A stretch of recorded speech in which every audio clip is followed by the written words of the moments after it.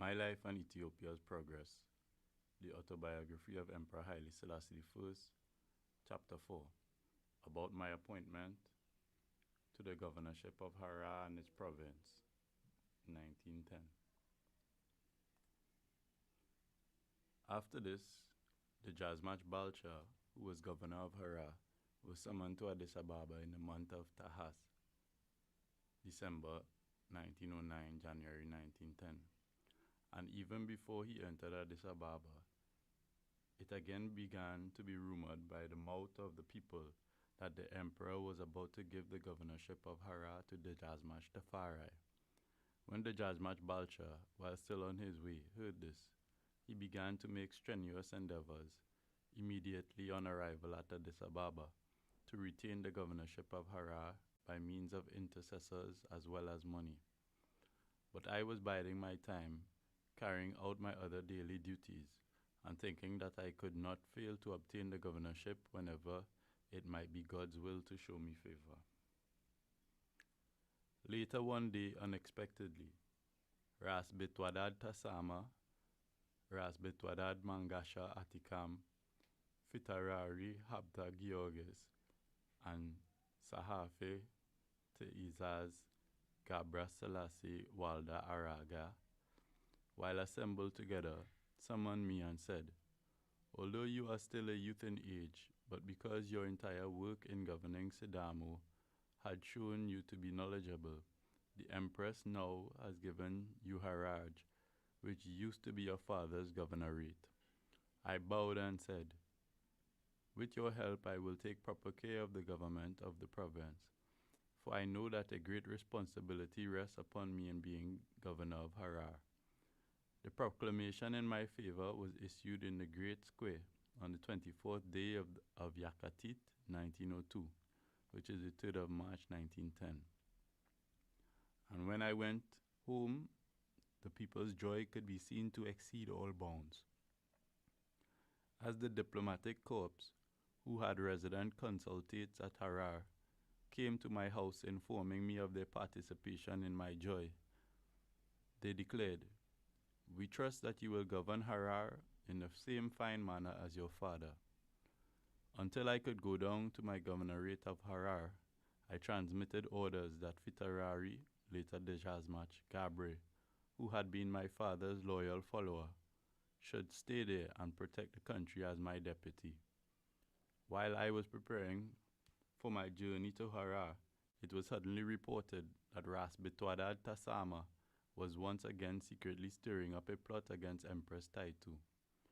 Although it was Ras Betwadad Tasama who was the leader of the conspiracy, the Jazmach Gabra Selassie, Fitarari, later the Jazmach Wasane, the Jazmach Burke, and the Jazmach Mared were those who acted as principal supporters.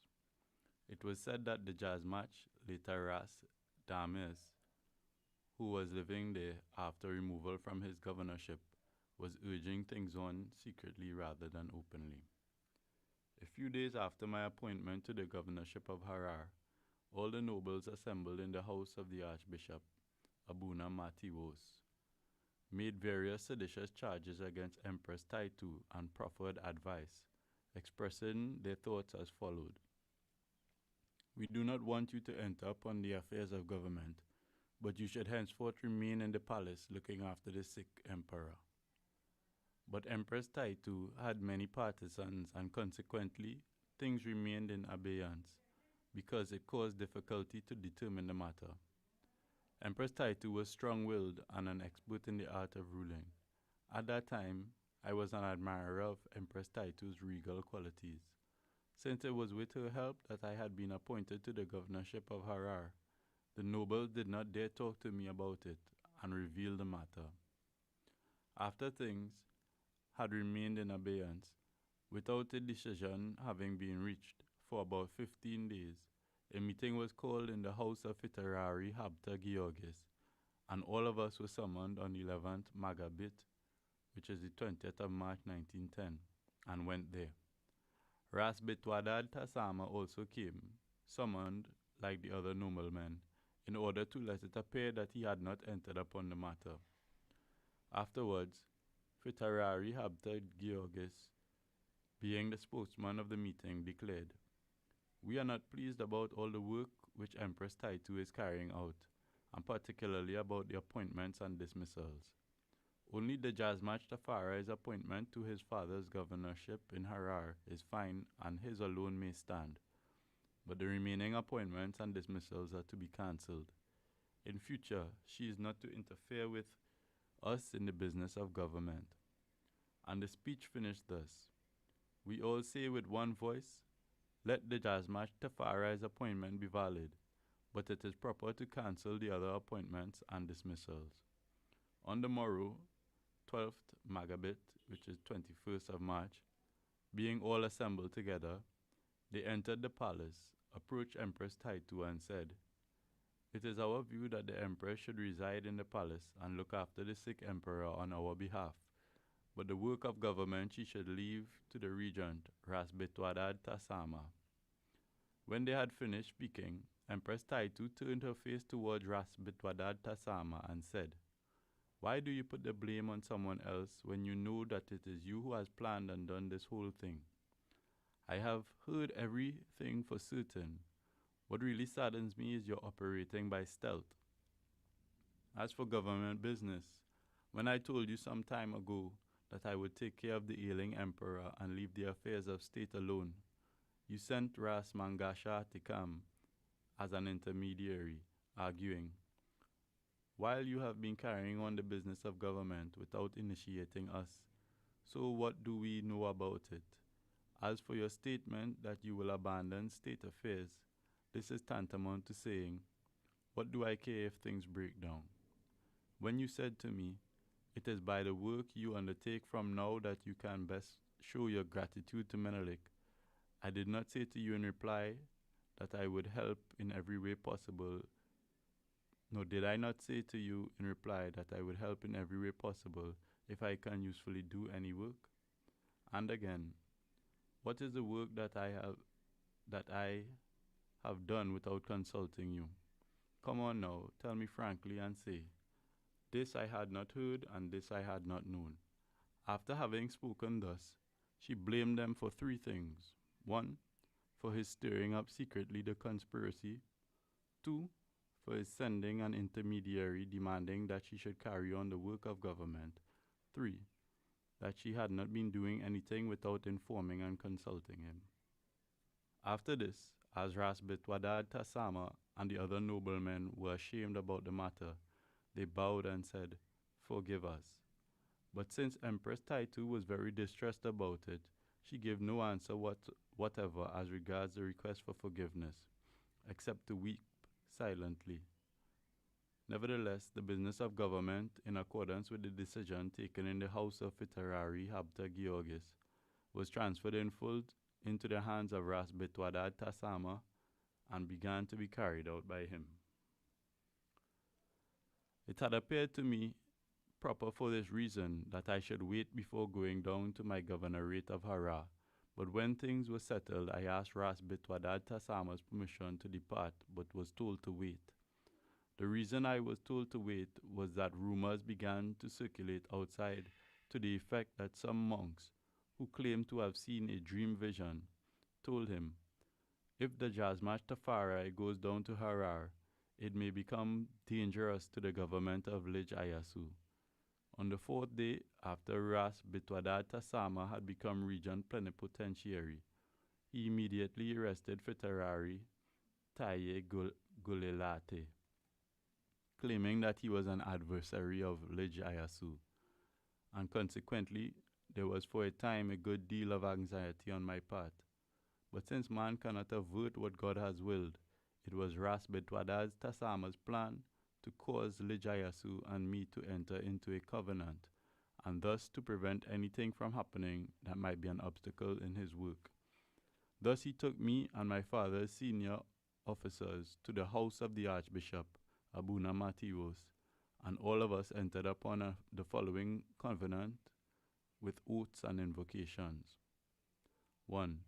That I would not seek, by trickery or rivalry, Lij Ayasu's throne. 2. that my officers would not give me bad advice to seize Lij Ayasu's throne. 3.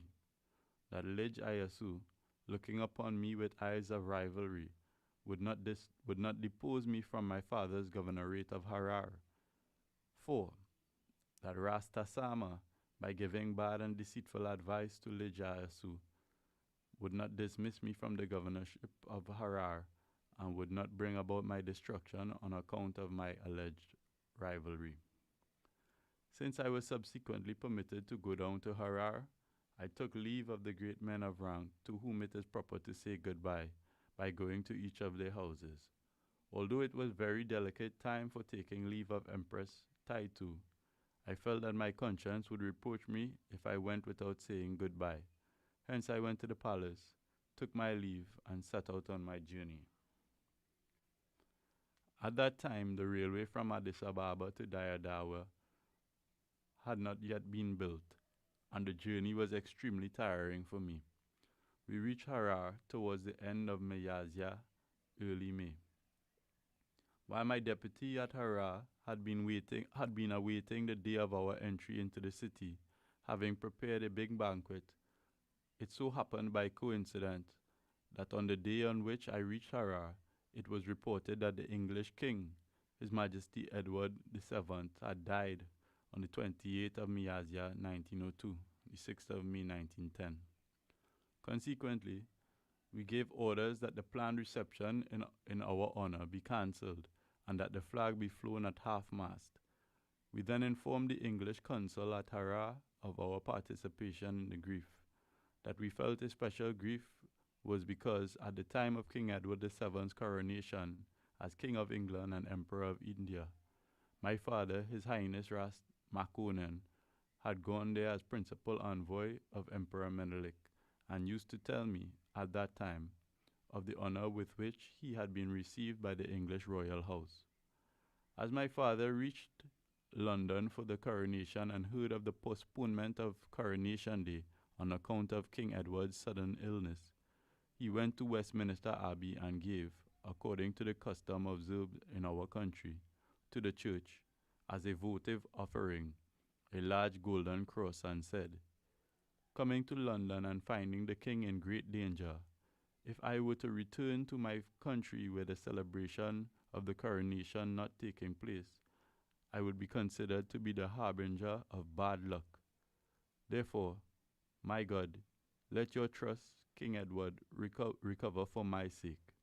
My father had told me about this, and I also know of the existence there of the cross from a similar encounter. When I came to visit London in 1916, which is 1924, King George V, having done me the honor of inviting me, the then Archbishop of Canterbury, the Right Honorable Randall Thomas Davidson, when showing me Westminster Abbey, pointed out to me this golden cross and said, "It is the one which your father, His Highness Ras Makonnen, had given as a votive offering for the illness of King Edward." 7 days later, the entire ceremony of festive welcome was happily completed, and we set out on the task of administering the country. What it meant to administer a large province can only be appreciated by men who have carried the responsibility of governorship, even when setting down in writing the affairs of administration. The burden of the task can scarcely be felt by those who just read about it. It may thus seem a commonplace matter to them. However, I had a heavy and very wearisome burden, which was different from that of other provincial governors. The reasons are as follows. 1. In my father's time, the peasants and soldiers had not known another governor, and they lived in concord, recognizing him alone as master and as father. But since my father's death, because of the gubernatorial tenure of the Jazmach Yelma and the Jazmach Balcha, this state of affairs had changed, and it now fell to me to devise a method by which it was possible to govern by reconciling peasants and soldiers and to please them as in my father's time. 2. Since my brother, the Jazmach Yelma, had died shortly after his appointment to Harar and the Jazmach Balcha had been appointed governor in succession, 3,000 of my father's army were given to me. These 3,000 had subsequently gone to Walaga, nominally as Lejayasu's army. Now, therefore, as they were once again returning to me, I had to re-establish quarters for them. 3. There were many Dejazmach Yelma's and Dejazmach Balcha's servants who had remained in Harar because they wanted to stay with me, and I now had to give them quarters as well. 4. As I informed myself of the Klobowski Accord, into which Emperor Menelik had entered with the French government in 1900, which is 1907-1908, concerning all matters dealing with relations with foreigners, I had to operate the yoke of this treaty with which Ethiopia had been burdened. The great among the noblemen, soldiers, and peasants in each district had assembled and come to participate in my joy at my appointment to the new governorship of Harar. We told them that in future we would inform them of everything we were going to do about the administration of the country, and then we dismissed them. We were resolved to set out on the task of administering the province. At that time, we became convinced that the administrative regulations were at present unwelcome to the army. Nevertheless, these regulations will undoubtedly become familiar in the course of time, and so we carried on with our ideas, conscious that it was necessary to do what it is to the benefit of good government. While we were seeking to find all the records with which the governors preceding me had been working, thinking that they would assist us in the task, it turned out to be impossible to find them in full, and only a few records of my father, His Highness Ras Makunen, and of my brother, the Jazmach Yelma, were in fact discovered. It therefore became necessary for us to make inquiries and to ask the elders amongst the noblemen and peasants who had for long been living in Harar. Moreover, the problem of accommodation of the army officers and men had become very troublesome for us. The officers' quarters being in one district, while the men's were in another, they met only during military expeditions, but did not always know each other either by sight or in the chain of command. We were convinced that, unless officers and men lived together in one district, uprooting them from their present quarters, and got accustomed to each other by sight and command, it would be very damaging to good discipline for them to meet at the time of military operations only.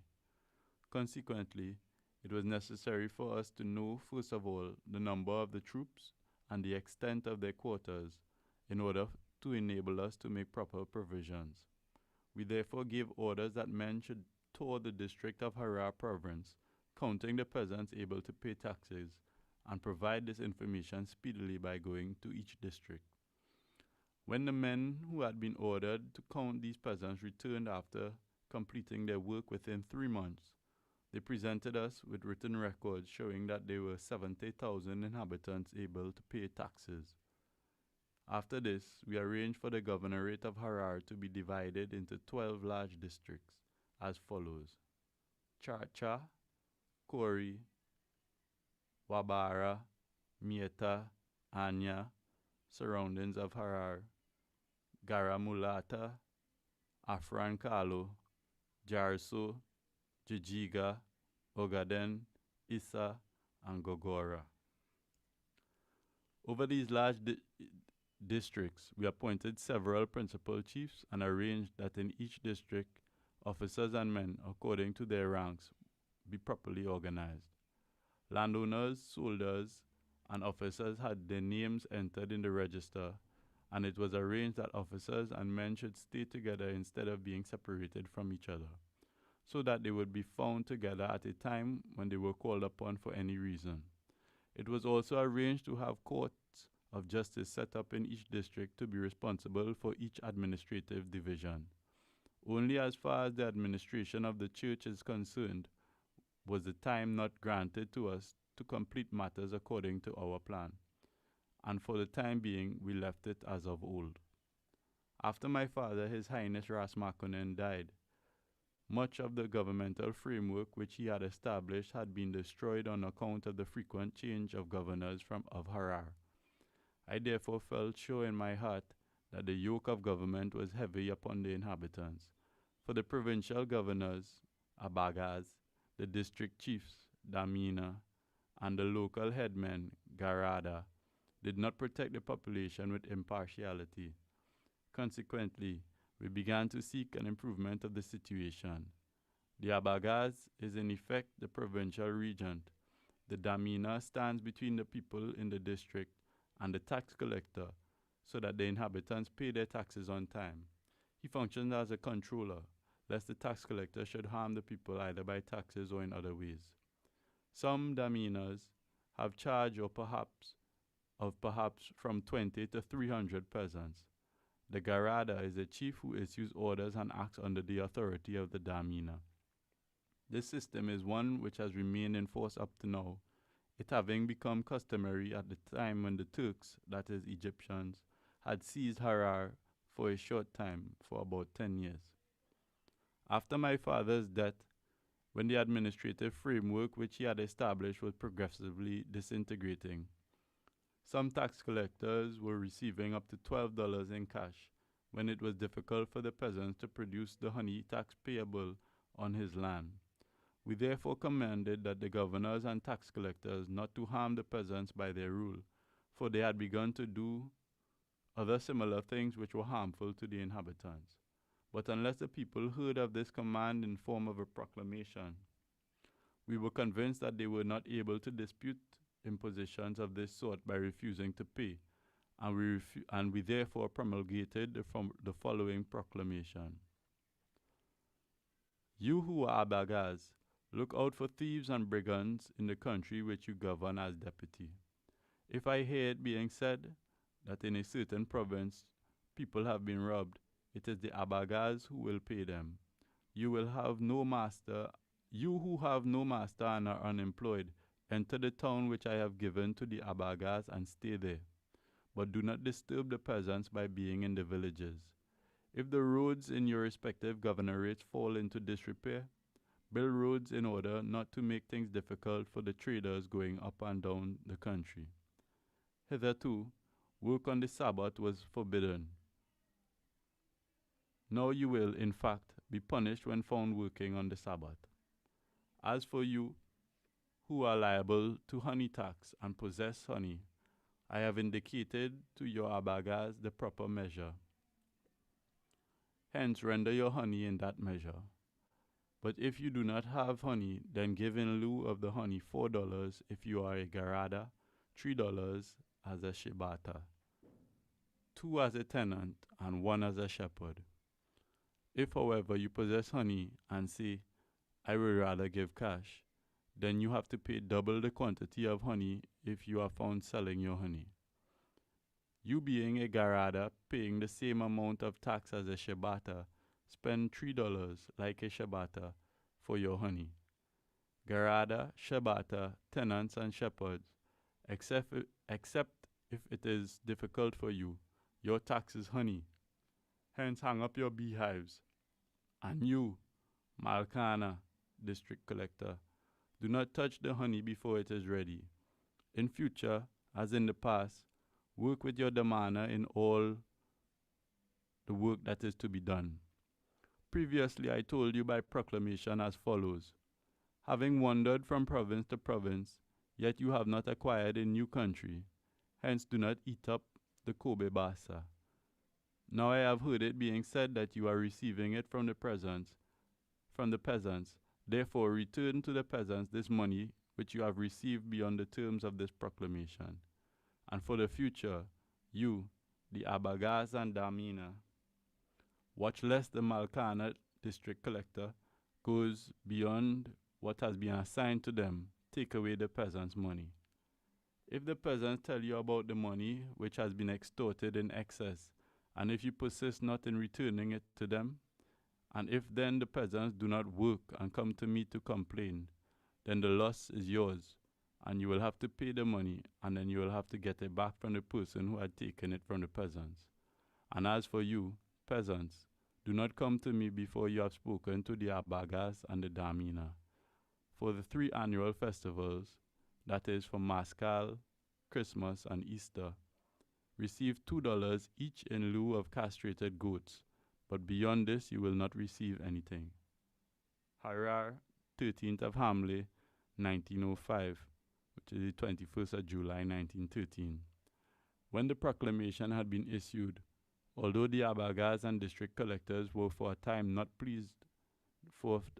at all pleased, after a few months they got used to the new administrative rules and discovered their usefulness.